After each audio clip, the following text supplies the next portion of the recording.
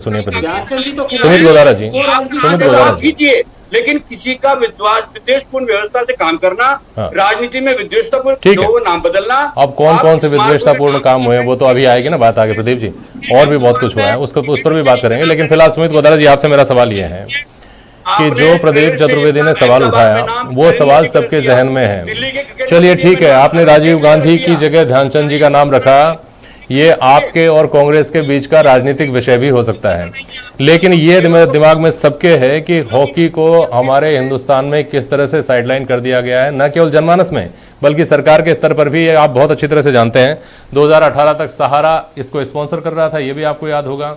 उसके बाद कोई धनी धोरी नहीं रहा, ये भी आपको पता होगा। उसके बाद नवीन पटनायक ने 150 करोड़ रुपए 5 साल के लिए खर्च किए हैं हॉकी को, उन्होंने अनाथ हॉकी को उन्होंने संभाला। वो हॉकी आज जब ओलंपिक में मेडल ले आई है तो फिर बहुत सारे नाथ हो गए हैं। ये गलत है क्या? नहीं, बहुत बढ़िया बात है टोनी। और उड़ीसा हमारे सुंदरबन जो जिला है, हॉकी की एक वहां से नर्सरी है, वहां से भारत के दिलीप टर्की कप्तान निकले, कितने खिलाड़ी वहां से इग्निशियस टर्की निकले, महिला टीम में वहां से खिलाड़ी हैं, बिल्कुल क्यों नहीं। और आप ये देखिए पूरे पटनायक साहब ने किया तो जिसकी प्रशंसा, अच्छे काम की प्रशंसा होनी चाहिए। अच्छा काम उन्होंने किया खिलाड़ियों के लिए, तो हम सब प्रशंसा करते हैं, पूरा देश प्रशंसा करता है। वहां पे आप देखिए वर्ल्ड कप हुआ था 2018 में भुवनेश्वर में, तो बहुत बड़ी बात है। उड़ीसा में हॉकी का अच्छा काम हो रहा है, मुख्यमंत्री इसके लिए काबिल तारीफ है। सवाल तो ये था कि जब हॉकी को जरूरत थी देश की तब तो हमने हॉकी को नहीं संभाला, उस वक्त किसी और व्यक्ति ने संभाला, उनका नाम नवीन पटनायक हो या कोई और हो। आज जब हॉकी ने हमारा नाम ऊंचा किया है तब हम हॉकी के आसपास खड़े हैं। मैं आपको एक बात बताना चाहूंगा, हॉकी के जो जादूगर कहे जाते हैं उनके नाम की याद हमको उस मौके पर आई है। नहीं, बीजेपी हमेशा ही, भारतीय जनता पार्टी हमेशा ये बात रखती है ध्यानचंद जी को उचित सम्मान मिलना चाहिए था, उन जैसे व्यक्ति को भारत रत्न नहीं मिलना भी एक बड़ा प्रश्नवाचक चीज रही। ये भी बात लगातार समय पर चलती रही। जब तेंदुलकर साहब को भारत रत्न दिया गया तो उस समय चर्चा जरूर चली कि ध्यानचंद जी को भी भारत रत्न मिलना चाहिए था, और आज उनको ध्यानचंद जी को उचित सम्मान मिला है। उनके नाम से सबसे बड़ा भारत का खेल रत्न जो पुरस्कार है वो खिलाड़ी के नाम से हुआ है, और समस्त देश के खिलाड़ी, मैं भी हॉकी का खिलाड़ी अपने स्कूल की तरफ से खेला, और हॉकी थोड़ा बहुत मेरे को भी अच्छा आज भी आता है। आप भी स्टिक दोगे, आप भी कहोगे इसको आता है खेलना, ठीक है, उतने बड़े तो नहीं, पर ये बात इसलिए कि ध्यानचंद जी का सभी हम मानते हैं, उनके लड़के अशोक कुमार जी भी भारत की टीम के लिए खेले। तो ये एक ऐसे परिवार को, ऐसे खिलाड़ी को जो साधारण घर से खेलते हैं, तो आप जानते होंगे सुमित जी उनके सुपुत्र की भी क्या हालत है, ये भी आपको पता होगा। और मुद्दा ये नहीं है, आपने हॉकी की तारीफ की, आपने हॉकी के साथ उड़ीसा के कंसर्न की तारीफ की, ये सब समझ में आता है। नवीन पटनायक साहब ने स्पॉन्सर किया, ठीक है, उसको भी आपने उसका सम्मान देकर के बात से आप आगे बढ़ गए। असल बात तो ये है कि हॉकी को हमने बिसरा दिया था और अब हॉकी हमारे लिए सेंटर स्टेज पर है। हमारे यहाँ कहावत है, अवधेश आकोदिया जी, परसा परसी परसराम, है ना, जब सफलता के अलग अलग पायदान है, वही परसराम हो जाता है, परसराम जी हो जाते हैं जब वो कामयाब हो जाते हैं। तो वो स्थिति हॉकी की है।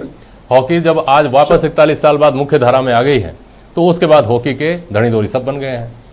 शर्मा जी, मैं एक बात कहूंगा, जो खेलों की स्थिति है, आता हूं सुमित जी, वापस आता हूं आपके पास। सुमित जी आपके पास वापस आता हूं, 1 मिनट सुनिएगा। हाँ बोलिए। जो देश में खेलों की स्थिति है उसमें सुधार किसी अवार्ड का नाम बदलने से नहीं होगा। पहली बात तो ये सबको ध्यान में रखना चाहिए। सिर्फ एक पुरस्कार का नाम बदलने से खेलों की स्थिति में सुधार नहीं होगा। प्रधानमंत्री नरेंद्र मोदी जब गुजरात के मुख्यमंत्री थे 2013 में, बहुत एक चर्चित उनका वीडियो है ओलंपिक खेलों के बारे में, उन्होंने बयान दिया था कि क्या हमने हमारी शिक्षा व्यवस्था को खेलों से जोड़ा।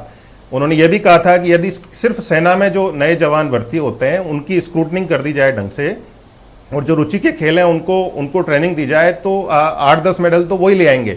तो क्या पिछले 7 साल में वो काम हुआ?